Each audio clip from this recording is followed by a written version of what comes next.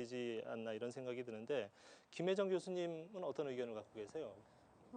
방금 뭐 아리랑이 정선 아리랑이 상당히 고립된 뭐 이런 특성이 있다라고 말씀하셨는데 저는 오히려 이 아리랑이 음악적으로 봤을 때는 상당히 멀리까지 전파가 된 것을 확인할 수가 있어요. 그래서 경기도 동쪽 지역에서도 논매기 할 때 이 아라리를 불렀었고 또 저 밑으로 내려가면 사실 경상도에 부르는 그 아라성 같은 경우도 사실 똑같은 계열이라고 할 수 있습니다. 그리고 그 여섯 박자라고 하는 그 음악적인 특성 같은 경우는 저기 전라도 동부까지도 전승이 됩니다. 그래서 우리나라의 여섯 박은 여기 이 강원도의 아라리부터 시작해서 쭉 동쪽을 타고 내려가서 전라도까지 전승이 되는 전파가 되는 그런 양상을 띠고 있기 때문에 굉장히 대단한 생명력을 가진 음악이다라는 생각을 하고 있고요.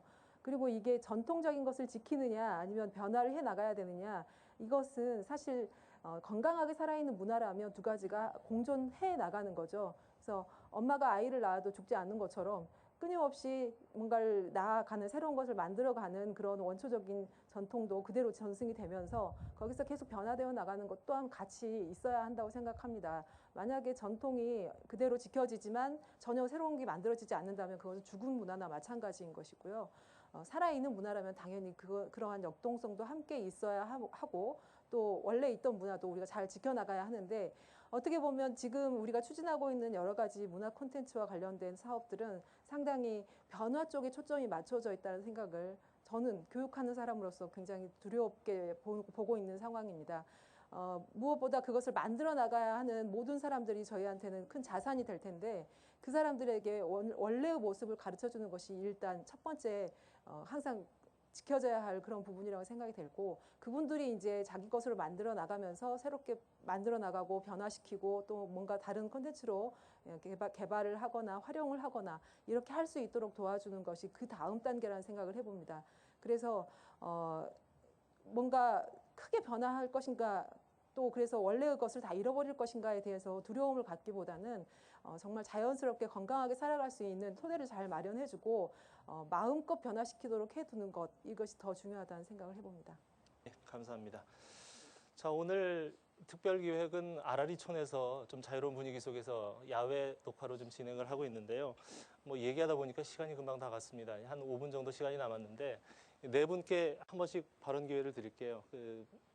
못다한 말씀이나 오늘 이 자리는 뭐 아리랑을 포함해서 특히 우리 정선 아리랑을 좀 세계적으로 또 국내는 물론이고 세계적으로 좀 많이 알리는데 그런 목적으로 지금 이 포럼이 열리고 있는데 서 기관님부터 마이크 드리겠습니다. 예. 하여튼 뭐 저희들 오늘 어차피 이 주제가 어차피 아리랑의 우리가 현대화나 세계화나 그 재발견을 어떻게 할 것인가 이런 차원에서 아까 사실 정부에서 그동안에 많은 부분이 좀 미흡했던 부분은 좀 지속적인 관심과 지원이 좀 부족했던 게 아닌가. 앞으로 정부의 정책이 됐든 민간의 노력이 됐든 이거를 우리가 꾸준히 좀 지속적으로 해 나가자. 예. 뭐 꼭 아리랑을 떠나서 모든 일에서 좀 지속적으로 해 나가고 그리고 뭐 계속 나왔지만은 우리가 너무나 중요하고 너무나 당연하다 보니까 사실 망각할 때가 있고 그리고 또 공동으로 어느 누구 책임으로 돌아가지 않는다 이런 부분이 있기 때문에 우리가 좀 오늘 이런 기회를 빌어서 서로 이게 다 내 책임이다 내 일이다 이런 마음가짐으로 우리가 꾸준히 해 나간다 그러면 뭐 오늘의 이런 문제는 금방 해결되지 않을까 이렇게 생각합니다. 예. 저희는 하여튼 약속은 기억하고 있습니다. 저 핀천성 교수님 뭐 하시고 싶은 말씀 네, 아까 선생님 말씀 너무 잘 하셔서 한국 안에서 아리랑 아니면 국악은 좀 건강하게 사랑스럽게 뭐 잘 계속하면은 뭐 잘 뭐 되지 않을까 생각드립니다. 그래서 근데 요즘은 한국에서 특히 국악 같은 경우는 세계화 그런 말이 많이 합니다. 아리랑 세계화, 국악 세계화. 근데 세계화에는 음악 인류학 보기에서는 세계화는 그런 어떤 음악이나 노래는 다른 나라 다른 데 가서 사는 거예요. 그 다른 나라 가서 살면은 당연히 변할 수 있는 거예요. 그래서 한국 안에서 세계화는 그냥 한국 문화, 한국 뭐 전통 예술 그냥 세계 사람들에게 보여주는 거예요. 만약 한국에서 그런 뜻이 세계화는 세계화이란 그런 뜻이라면 세계화에 벌써 잘 되고 있다고 생각합니다.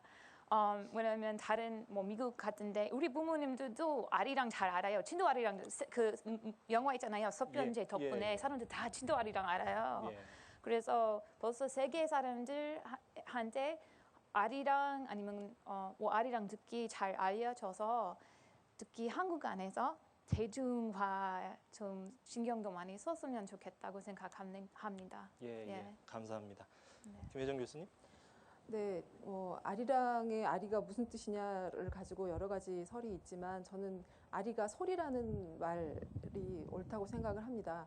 그러니까 긴 아라리 그러면 긴 소리이고 잦은 아라리 그럼 잦을 빠르게 부르는 소리다라는 뜻이라고 저는 생각을 하고 있는데 그런 의미로 보자면 이 아리랑은 몇 개의 악곡뿐만 아니라 우리나라 사람들이 불러왔던 모든 민요를 통칭하는 그런 단어로 쓸 수 있다라는 생각을 해봅니다.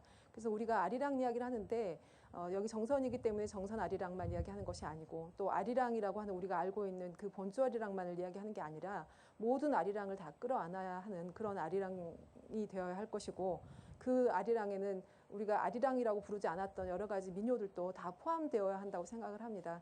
그래서 이 민요를 부르는 우리식의 음악 어법 우리가 우리말을 하는 것처럼 한국의 음악을 부를 수 있는 그 능력들을 모든 국민들이 가질 수 있었으면 하는 바람입니다.